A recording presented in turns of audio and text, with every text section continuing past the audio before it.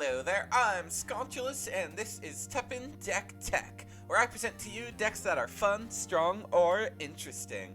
Today we are playing the embodiment of high risk and the final hero yet to be featured on the channel, Nergigante. The Elder Dragon's signature hero art, Spike Launch, builds power by flying closer to the sun, sacrificing your own life for massive comeback potential and inevitability. This is the most volatile tempo deck you can play in a very volatile meta, and that is just the spirit of Spike Launch.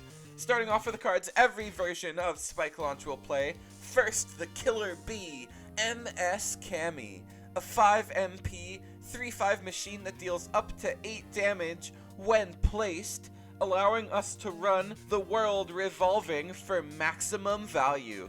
Summoning Cammy either from grave or just unreactably from hand is Black's best basic strategy this meta. And that's largely because it's so easy thanks to Juju Dorama. She is a 4 MP, 2/7 that when played will sacrifice 4 life. Already an automatic 3 of just to get Cammy and everything online. We love this card by default. Then her death effect means she contests and favorably trades with anything in the format. Her coordination is a source of inevitability, but isn't too important. Outside of turning on our other revive, oh my god. So in a single card, Juju Dorma turns on every part of our deck. And doesn't she do the same for you? Dinosaurs is our next card, and they are good, as dinosaurs tend to be. Being our first major source of healing, this makes the deck viable, and the heal on the card itself makes them the biggest source of most of our early wins.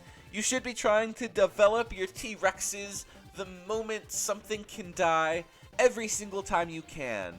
Blocking with just the 4/2 with shield is the best way to do that, but if you open enough other sacrifices like 2 dinosaurs and a Juju, for example, you can start with a turn 1 invasion of the dinosaur. The Invasion 5 is honestly so interesting. Late in the game, you will always want to invade if you can, but you often won't have the luxury of waiting, so it's always a decision. Likewise, early, you usually don't invade to build sacrifice, but when you can, invading is always powerful. The last card basically required at 3 is Dance of Death.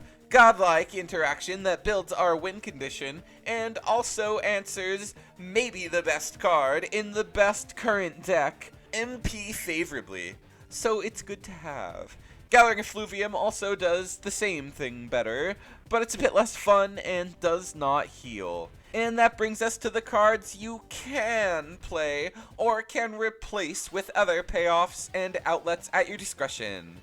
Right now, in the standard format, I play 2 MS Hear You, who, when played, will sacrifice 2 and explore for option 3, which for 1 will shield and randomly ping 3. Amazing with our dinosaur and Hear You, and along with the dinosaur, Hear You is the one other card that gives us life. He heals the same as our T-Rex, but only under the condition damage kills the unit. Setting up either of them before you Spike Launch is always the game plan.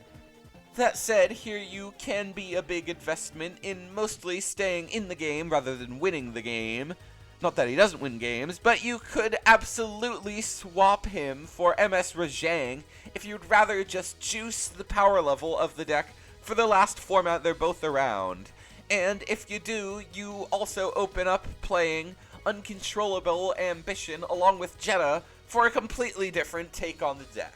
Moving on to the rest of the coordination package, we already mentioned Oh My Car, which we only need to draw 1 chord unit to successfully bid upon. The brand new Flame Mammoth is more damage synergy and able to kill so many things that matter for just 4 MP. This card exceeded expectations for me in terms of being fun to drop on board if nothing else. Further exceeding is Demon Princess Devilote. Didn't look up the pronunciation. A character so obscure, they gave her veil. Sometimes Gung-Ho writes the jokes for me. She rules, honestly. All damage to her becomes 1 as long as there's another unit, which combined with Veil makes her way stronger than first glance. She is the great equalizer. Her Decimate is just a fun, silly bonus.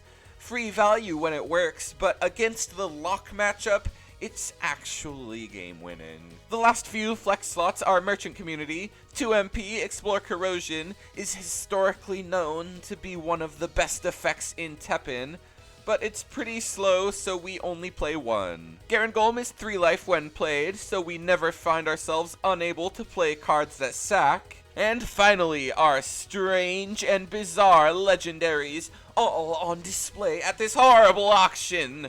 First, the Atlas of Spike Launch, and strongman of the auction, carrying this deck for so long, the Masterwork MS Zangief. He works the same as ever, kill something late game and seal a well-played victory, or win the second you draw him in certain matchups. Sure to be the most missed of every black card in SI. Next, a very small man who is as strange and unassuming in TEPPEN as in RE4. Darkbuyer Salazar. He's at least as weak as in RE4 too. I mean, his effect returns both units and actions, which is fun, but it means your graveyard setup is temporarily ruined. The potential in the return is really high, some of the highest in Standard until the supplementals came out. Honestly, the card is really bad, and after the supplementals came out, it's a bit of a joke what he's doing compared to the new green and red cards. At 8 MP, it's so hard to play, but he's fun to have in your deck. Which is the very reason we play the next card also. The funny pointing soy jack meme, but with a pizza. It just takes too long to come online. But it's fine. Look at this long paragraph. As soon as it hits 5 MP, it feels pretty good to cast and will disrupt the game, but you just don't need it, and the power level's not that high. It's like a bad pizza. It isn't good, but it's pizza, so it's definitely not bad. And finally, the reason to play the deck is Mirage Soldiers, the strongest revive ever printed, designed to end the world by an expert in the field. This card will hit you harder than Europa in X5, or Ragnarok in Mega Man X4. That's not a spoiler. It happens at the start of the game. Here's the deck QR for you, and with all that said, let's get into it. Game 1, we are up against the fairest fight we could possibly give ourselves. The mirror match. We're up against another Nergigante player, which means, by default, somebody is having success with Nergigante on ladder. So I still want to win, but this is a W for Nergigante, no matter the outcome. We will start things off with an extremely good grip. Juju Dorma and Dance of Death absolutely makes up for the 2 late game cards we won't play for a while. Our opponent also starts out with Juju Dorma, meaning this will be the fairest of fair fights, both of us drawing the right halves of our deck as is what it seems to be. We'll also play Dance of Death to pass initiative again back to our opponent, and they choose not really to take advantage, letting us charge up to 10, and then eventually playing Oh My Car, which we are able to play down our Flame Mammoth and then trade some Dance of Deaths back and forth with. We will activate our 3rd Dance of Death on their Garen Golem, which is a good way to continue passing initiative back to us. we will finally go for our first world revolving or devoured, because it's not actually the Deltarune song. And our opponent will play down another Juju Dharma while we, again, do the same. Our opponent plays down their Guildenstern, summoning their Juju Dharma again, and at this point we will rip off the Band-Aid and go for Spike Launch, destroying the third or fourth Juju Dharma of the game, and our opponent will use Dance of Death to finally defeat ours on a board of 0 units of their own, avoiding the downside of their death effect.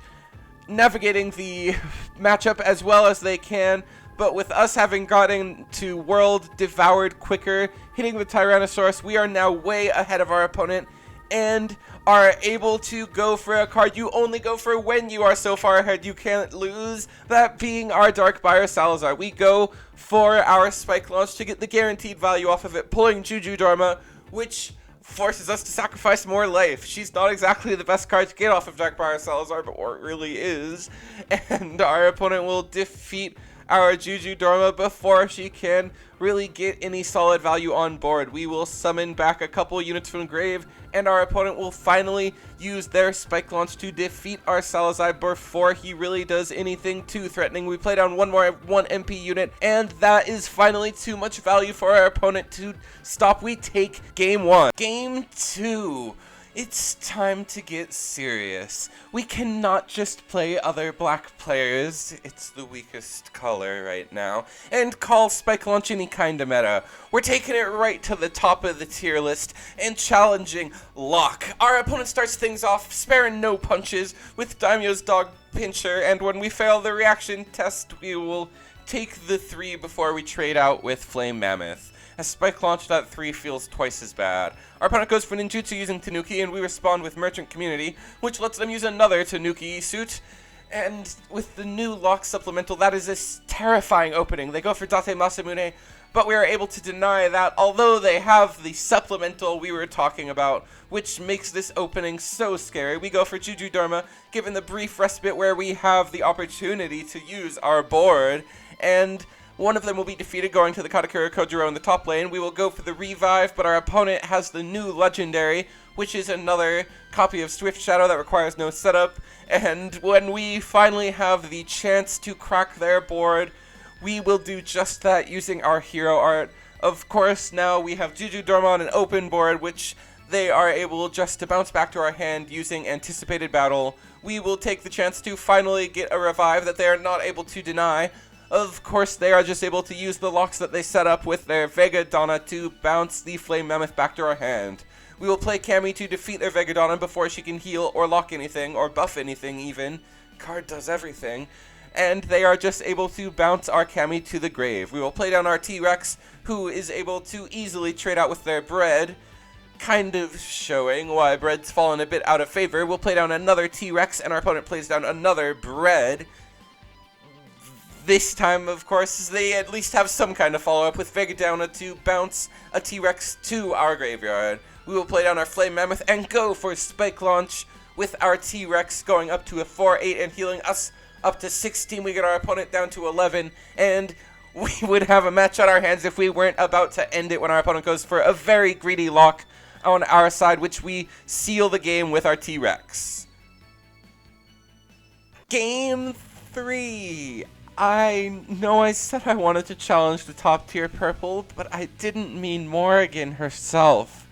We are up against fellow TEPPEN community member and the top tier of competitive purple player, Hatsu, who is guaranteed going to be showing off the newly innovated Purple Frenzy Temptation deck.